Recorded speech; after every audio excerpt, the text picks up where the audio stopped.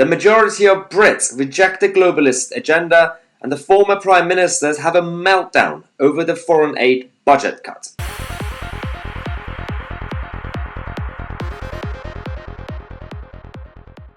Hello everyone and welcome to today's show. Who would have thought that the Brits don't like the random globalist agenda that actually damages ordinary people in our own country? Who would have thought that for Brits, foreign aid is not a priority, especially during an economic crisis? And who would have thought that former Prime Ministers are not happy about it? In this video, we're going to talk about what's been happening over the last couple of days with foreign aid and the reaction and the facts about it. Before we start, don't forget, just a reminder, if you do believe in Britain like me, don't forget to get your latest merchandise, the hoodies and coffee mugs and t-shirts. The link is in the description. Now, let's kick off the show before it gets too late, because we now have the latest that's talking about 5 of the former Prime Ministers, basically the recent Prime Ministers that we've had, from Theresa May, David Cameron, to Gordon Brown and Tony Blair, and the one that we always forget, John Major. They've all now come out to say that the Boris Johnson government act to slight cut to the foreign aid budget is a bad idea, and it will damage the whole country and the whole world, which is nonsense, and we're going to discuss this in this video. So what they've said basically is, Sir John Major has told the Times that the plan was morally wrong and politically unwise. Theresa May is understood to have made clear to colleagues privately that she is opposed to the measure. David Cameron and Tony Blair have made a joint intervention last week, because they're besties now, warning that cutting the foreign aid budget would be a strategic mistake. And Gordon Brown, forgot about Gordon Brown, he also said that it risks destroying Britain's international reputation. Okay, so if you don't know the actual details and you just listen to these guys, you would think the British government are doing something drastic. No, they're not. That's not the reality. Because we're looking at, firstly, the hypocrisy of these guys. This is the data that we have from the World Bank itself. This is the percentage of spending on foreign aid when these guys were Prime Ministers. Firstly, John Major, you can't talk. Because as you can see, during his term, every year, foreign aid spending went down. So well done, John Major. Tony Blair, in 1999, we hit the all-time low when it comes to foreign aid spending. Well done, Tony. And also Gordon Brown, at his best, he hardly managed to exceed 0.51% of GNI. So I'm not really sure these three what they're talking about. At least David Cameron and Theresa May, they were really passionate about this, so they increased the spending despite austerity. I know. Now the reality is that we also have others who have come out to speak out against it. We have Andrew Mitchell, who's also obsessed with these sort of things, who was on Ian Dale's LBC show talking about how this is a huge mistake. What we've done is we've broken our promise to the poorest people in the world, and we've gone back on an absolutely explicit, clear manifesto commitment within the last year at the general election.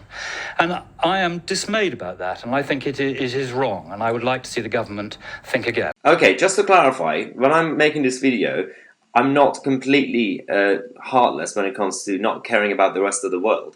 But the way Andrew Mitchell is talking about how we are now ignoring the poorest around the world, that's absolutely fine. But first, priority should be your own country.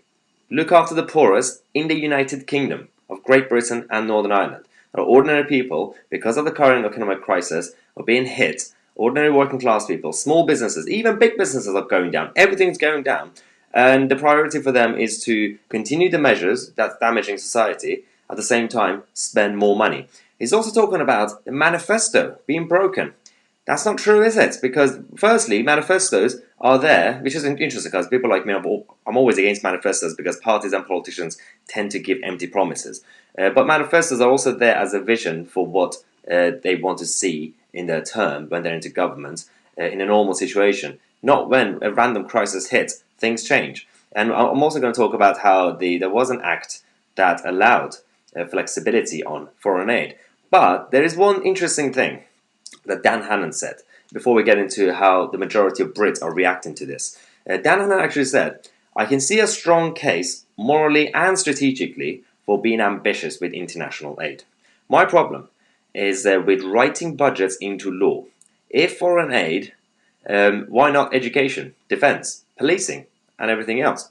At which point, why bother to hold general elections? This is a good point, because foreign aid is the only budget that we have that it's written in law, not just manifesto. It's now just written in law that there will be a percentage fixed, regardless of what happens in our country. So why not just create a dictatorship and just say, all right, going forward, 12% goes to education, 25% goes to the NHS, 4% goes to foreign aid. Let's just do that, right? Why bother with democracy? Why bother with actual sound economic policies? Who cares? Just borrow, tax, and spend without any consideration. We've had one government minister resigning because she wasn't too happy. Baroness Sugg has resigned. Absolute chaos. Oh wait, no one knows who she is. No one cares that she's gone. The most idiotic thing that came out. So she did this as a protest move yesterday. And this came out for about 5-10 minutes. People were talking about it in the mainstream media. And then after 10 minutes, they're like, okay, what's next? Nothing has changed, in the words of Theresa May. Nothing has changed. So her resignation doesn't matter primarily because back in 2015, the same politicians have actually written in law the actual International Development Official Development Assistance Targets Act of 2015. This act actually allowed the flexibility to cut the foreign aid budget if the GDP goes down. Now, the GDP has now fallen at the lowest in hundreds of years. And so this is the whole point of government and politicians in parliament have already given themselves the flexibility to do this. Yet people like Baroness Sugg, who I still don't know who she is now saying this is immoral. And we didn't say that to the public, and now I have to resign. Makes absolutely no sense. So this act is talking about how there are a number of sections with it. When things change, for example, economic circumstances, and in particular, any substantial change in gross national income, but also any circumstances arising outside the United Kingdom. So there are a lot of fiscal situations that could change. And according to this act, they have given governments the flexibility to adjust and review. And obviously, the first bit says that a statement must obviously be made. And actually, basically, what they mean is that the Secretary of State have to come to Parliament. They have to also explain what's going on. And all this chaos is because the budget is now going down from 0.7% to 0.5%. Yeah, it's not like they're completely abolishing it. That's a whole different argument anyway, but that's not even happening. Now, the British people, they know their priority. The British people are not stupid. So now we have the evidence.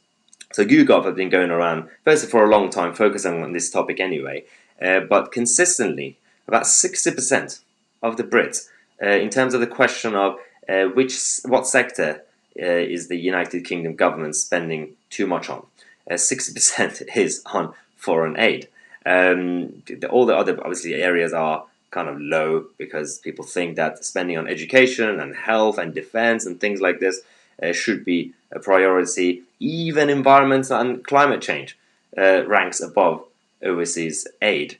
And the problem with this whole thing is because, firstly, there are ordinary people in this country being hit, and at the same time you are funding dictators in the third world and oppressive regimes. So why are we doing this? Because this is this typical Western culture of self-guilt and, we have to kind of do something to make ourselves feel better. Throwing money at dictatorships doesn't change anything. We've been spending money for decades and decades.